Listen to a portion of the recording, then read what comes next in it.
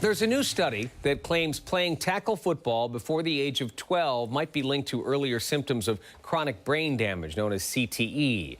13 Wham's Samantha Miles tells us how a local coach and a local doctor are reacting to this research. This study out of Boston could give more fuel to legislators looking to ban younger children from playing the sport. Rush Henrietta coach Joe Montesano has played football since childhood. Football's been a big part of my life, and I've seen what it can do to kids and the great things that come from it. You know, other than just playing in a game, just the whole camaraderie and all the life lessons that you learn. But he says the game's changed in recent years as new research shows more risk for brain damage. A recent study looked at the brains of 246 deceased football players who played football in high school, college, and professionally. A majority were diagnosed with CTE.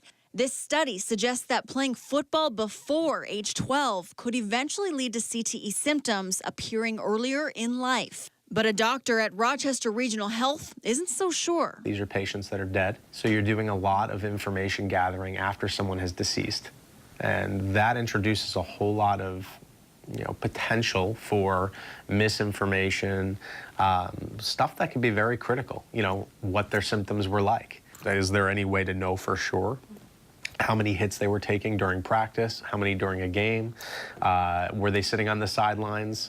Did they not get really good until high school? He warns this research could create panic to pull kids from the sport. To make broad sweeping generalizations could ultimately result in limiting participation in collision sports and organized team athletics to the detriment of our youth. Still, Dr. Petraglia and local coaches say the study should further efforts to make the game safer, something coaches are working on. People are teaching proper tackling in the off season with no helmets, no shoulder pads, tracking the near hip, head behind, teaching kids how to rapid rolls. So we just have to keep doing what we're doing to make it safe for kids. That coach encourages parents to watch a practice and ask coaches about training techniques.